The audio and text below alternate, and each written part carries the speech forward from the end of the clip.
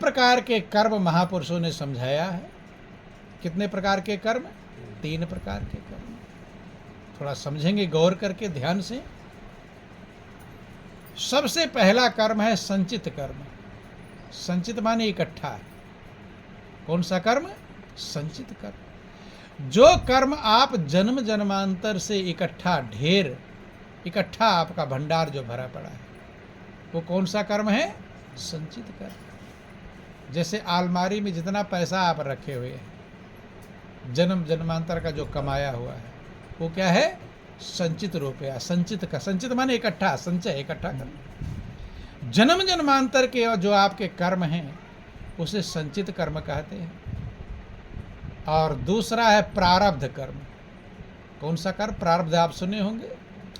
प्रारब्ध उस कर्म में, संचित कर्म में से इस जन्म के लिए जो आप भोगने के लिए लाए हैं, कि इस जन्म भर क्या क्या हम भोगेंगे, वो कौन सा कर्म है? प्रारब्ध कर्म। कहते कि नहीं भाई मेरा प्रारब्ध ही ऐसा था दुख भोग, कहते हैं हाँ प्रारब्ध भोग रहा हूं। तो जो उस कर्म से जो आप संचित कर्म के भंडार में से इस जन्म के लिए खर्च के लिए लाए हैं, उसे प्रारब्ध कर्म कहते हैं। और तीसरा कर्म है क्रियमाण कर्म। रोज जो नया कर्म तैयार कर रहे हैं, रोज नया आगे वाला जो कर्म तैयार कर रहे हैं, उसे क्रियमाण कर्म कहते हैं।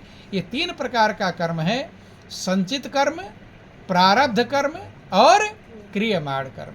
संचित माने जन्म जन्मांतर का जो इकट्ठा है, प्रारब्ध इस जन्म के लिए जो लाए हैं, और क्रियमाण का मतलब जो रोज नया कर्म तैयार, वो भी उसी में जाकर जमा हो जाएगा, संचित में रोज नया वाला। तो महापुरुष समझाते हैं कि जो आपने संचित कर लिया इकट्ठा, वो तो इकट्ठा है, उसमें बदल सकते नहीं। जो प्रारब्ध लेकर आए हैं, वो तो भोगना पड़ेगा।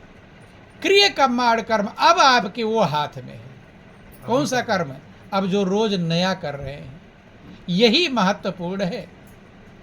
यही जिसने संभाल लिया, वो सब संभाल लिया। क्योंकि वो दोनों आपके हाथ से निकल गया, संचित कर्म निकल गया, प्रारब्ध कर्म निकल गया। अब जो नया रोज कर्म हम कर रहे हैं, यही आपके हाथ में। अगर इसको आपने संभाल लिया तो जीवन संभल जाएगा। बंधु, रोज जो नया कर्म कर रहे हैं, अगर उसको सही करना शुरू कर दे। जिन लोगों ने बहुत बड़े बड़े जो अपराधी थे, जो आप सुनते हैं, उनका उद्धार हो गया। क्या हो गया उनका? तो उन्होंने अपने क्रियमाण कर्म को सही किया। किसको सही किया? अब रत्नाकर खोखार डाकू थे, लुटेरे थे, उनके संचित कर्म का भंडार था, लेकिन क्रियमाण कर्म के द्वारा अपने जीवन को सही बना लिया। अब क्रियमाण कर्म के द्वारा सही कैसे बनाते हैं? जो संचित कर्म है, महापुरुष कहते हैं, जो आपको प्रारब्ध कर्म है, वो तो आपको भोगना ही भोगना पड़ेगा। क्योंकि वहाँ से निकल गया, अब आ गया आपके खर्च में, वो भोगना पड़ेगा। लेकिन जब आपको सत्संग मिल जाता है, क्या मिल जाता है? सत्संग। विवेक पैदा होता है कि बिन सत्संग विवेक न होई, और राम कृपा बिनु सुलभ न सोई। विवेक पैदा हो जाता है। जो आपको भोगना होता है, आपको समझ में आ जाता है कि ये मैंने ही कभी कर्म किया था और मुझे भोगना पड़ रहा है। चूंकि जब भी मनुष्य कुछ भोगता है, दुख पाता है, तो दूसरे को कहता है कि ये मुझे दुखी कर रखा है। कहते हैं सब लोग दूसरे पर दोषारोपण करते हैं। करते कि नहीं करते? जब दुख मिलता है तो किसके ऊपर कहते हैं कि मुझे पड़ोसी दुखी कर रहा है, कोई कहता मेरा पति दुखी कर रहा है, कोई कहता मेरी पत्नी दुखी कर रही है, कोई कहता मेरा बेटा दुखी कर रहा है, कोई कहता मेरा भाई दुखी कर रहा है। कहते हैं दूसरों पर हम जो दोषारोपण करते हैं, ये सबसे बड़ी गलती है। ये एक कर्म और बिगाड़ लेते हैं। क्या कर लेते हैं? जो भी अपने कर्म के भोग को दूसरों पर टालता है, किस पर टालता है? दूसरों पर। कि ये मुझे दुखी कर रहा है, ये मुझे परेशान कर रहा है। बंधुओं, वो एक कर्म और बिगाड़ लेता है। कौन सा कर्म? कि दूसरों पर दोष लगाने वाला कर्म। बंधुओं, इसलिए जब कभी आपको दुख मिले, परेशान हो, तो दोष दूसरे पर मत लगाना। वो दोष किसका रहता है? दूसरे का रहता है कि अपने का? देखो, जब भगवान राम वन में गए थे, वहां पर निषाद राज मिले, जो निषादों के राजा थे। उन्होंने कहा कि प्रभु आप राज्य में चलिए, महल में चलिए, वहां आपका स्वागत सत्कार करेंगे, सम्मान करेंगे, सुविधा व्यवस्था, आराम की व्यवस्था देंगे। भगवान राम कहते हैं कि भाई आपका भाव और प्रेम तो मुझे स्वीकार है, लेकिन पुर न जाओ 10 बरेसा, मोहि दीन मुझे पिता ने कानन राजू है। पिता दीन मोहि कानन राजू, मुझे जो राज्य में, कौन सा राज्य मिला है? कानन माने जंगल का राज्य मिला है। पुर ना जाऊं 10 बरेसा, 14 वर्ष में नगर गांव में जा सकता नहीं। तुम्हारा प्रेम मुझे स्वीकार है, मैं तो यही जंगल में ही, चूंकि मुझे वनवास मिला है, राज्यवास थोड़ा मिला है कि राज्य में जाऊंगा। बहुत दुखी हो गया। अब जंगल में क्या व्यवस्था करे? वहीं पर घास फूस की व्यवस्था है, कंदमूल फल जो भी जंगल में था लाया तीनों को खाने के लिए, राम लक्ष्मण सीता, जो भी खाए पिए। अब बिस्तर क्या है जंगल में? घास फूस ही तो है। कौन सा बिस्तर है? घास फूस बिछाया, और बिछाया उस पर राम और सीता सोए। लक्ष्मण सेवक हैं। सबते सेवक धर्म कठोरा, सेवक का धर्म सबसे कठोर होता है। भाई चलकर आए, लक्ष्मण भी तो थके होंगे, लेकिन राम सीता तो सो गए, और लक्ष्मण धनुष बाण लेकर सुरक्षा के लिए, कहीं कोई जंगली जानवर शेर चीता ना आ जाए, अटैक ना कर दे, इसलिए जिक्र आता है कि लक्ष्मण सोए नहीं थे। बंधुओं, दिन को तो जागते थे, रात को सुरक्षा के लिए जागते थे। तो रात इसलिए कहा गया सबते सेवक धर्म कठोरा, सेवक का धर्म सबसे कठोर होता है। सुरक्षा के लिए धनुष पर बाण चढ़ाकर बैठ गए, और निषाद राज भी वहीं बगल में बैठ गए अपने धनुष बाण को संभाल करके। चर्चा करने लगे आपस में। जब भगवान राम और सीता को घास के बिछोने पर देखा, तब निषाद राज बहुत दुखी हुआ कि देखो कहाँ राजा, राजकुमार हैं, राजा हैं, और आज कहाँ सो रहे हैं? घास और पत्तों पर बिछोने, साथरी पर सो रहे हैं। उसने कहा कि कैकेयी ने क्या कर दिया।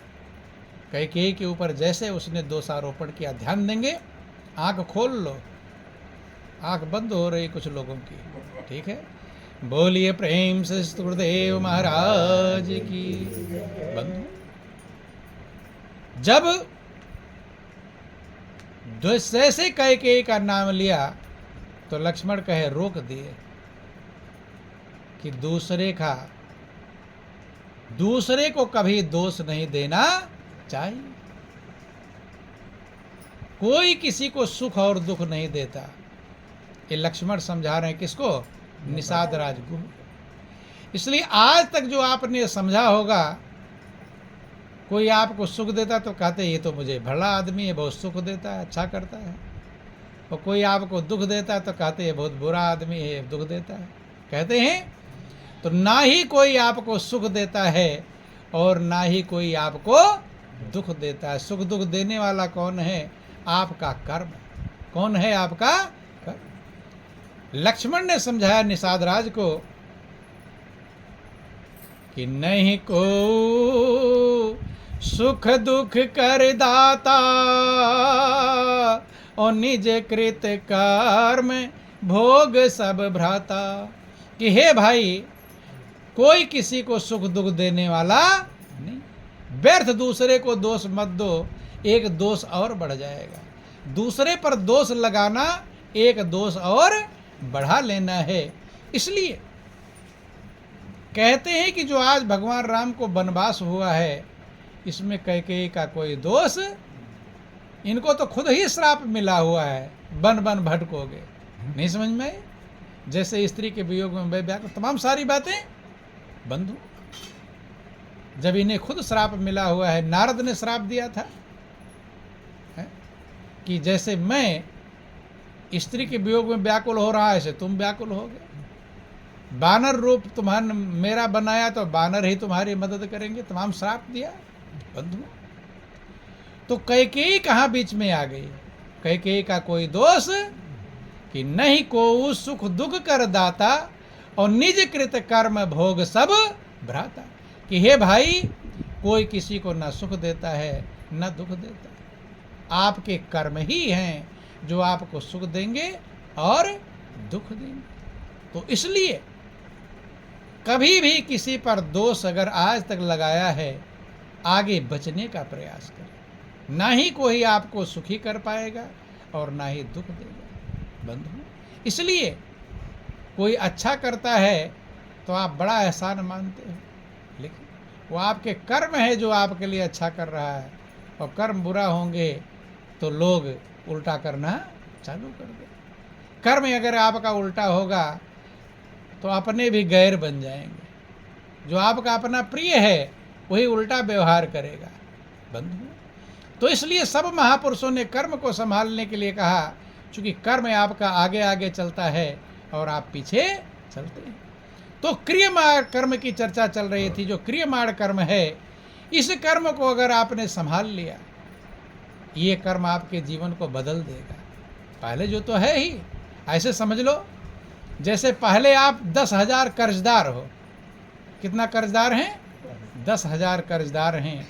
लेकिन अब आगे जो क्रियमाण कर्म आ रहा है, उसके द्वारा कमा करके आप 10,000 का कर्ज उतार भी सकते हैं और 10-20 हज़ार और जमा भी कर सकते हैं।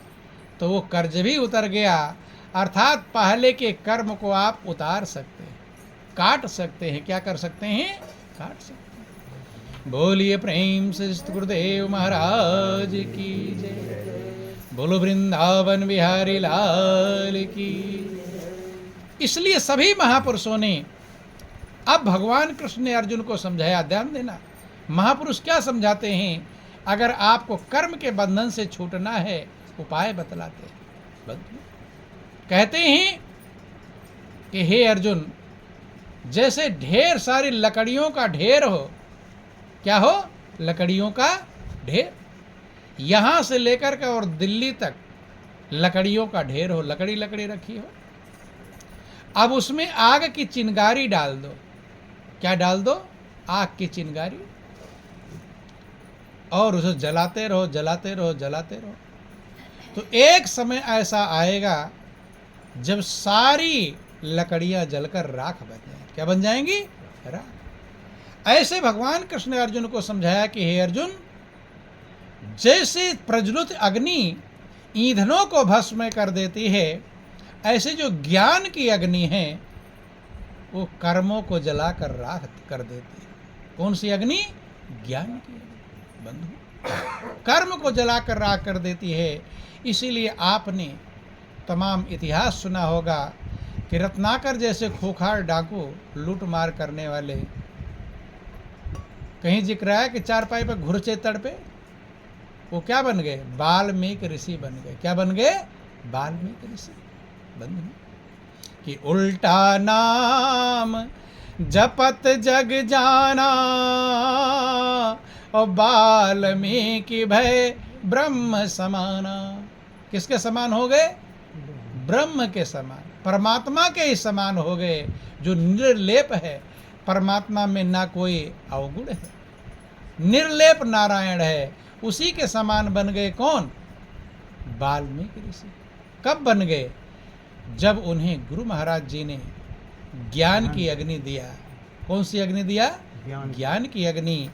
और उस अग्नि से अपने कर्मों को जलाकर राख कर दिया। उसी जन्म में, जिस जन्म में अपराधी थे, लूट मार करते थे, उसी जन्म में उन्होंने, चूंकि जो आपके अंदर ज्ञान की अग्नि प्रज्वलित है, जो महापुरुष कहते हैं कि उस ज्ञान की ज्योति को जगाते रहो।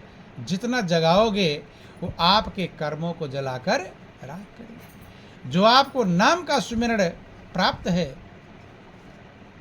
वो नाम में इतनी क्षमता है कि कर्मों को जलाकर राख कर सकता है। कि जब ही नाम हृदय धरा और भयो पाप का नाश, और जैसे चिनगी आग की पड़ी पुरानी घास। जब आप नाम का सुमिरण करते हैं तो पाप कर्म जलते। कैसे जलते हैं? जैसे चिनगी आग की पड़ी पुरानी घास। आग की चिनगारी हो और घास, सूखी हुई घास पर डाल दो तो घास रहेगी कि जलेगी? क्या करेगी? जल जाएगी। इसलिए आपको सब महापुरुषों ने युगों से लेकर आज तक सुमिरण पर जोर दिया। किस पर जोर दिया?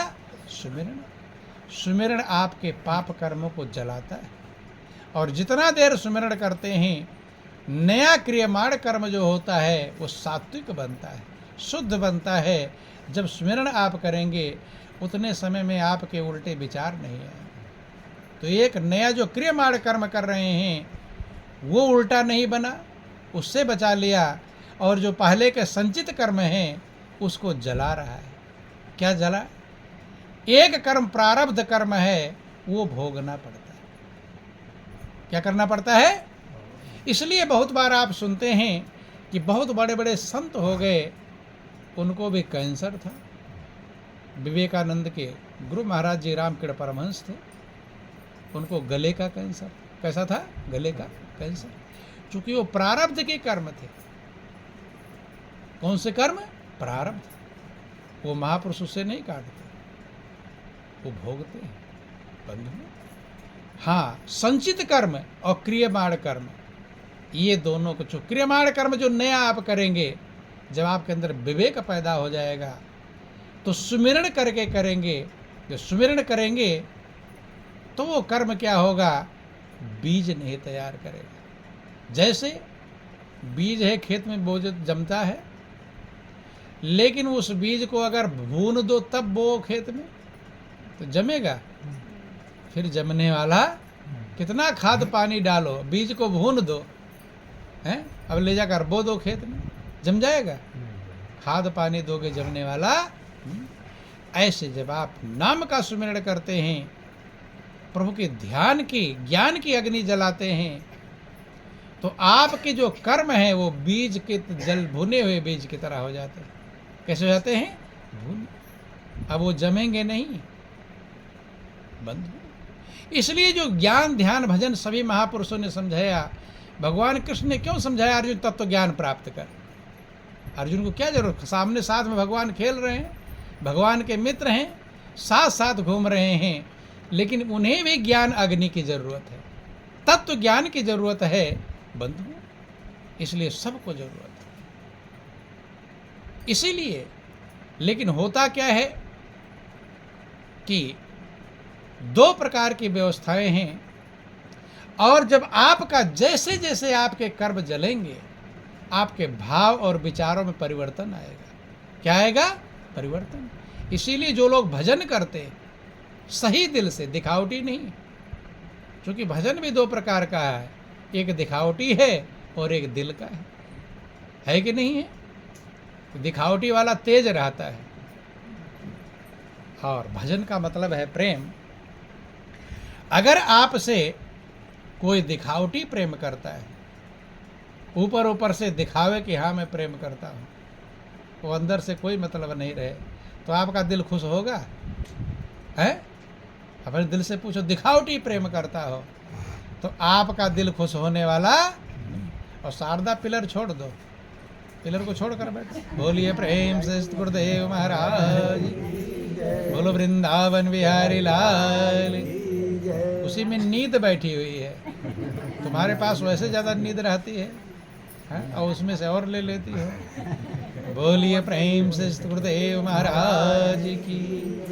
बोलो वृंदावन बिहारी लाल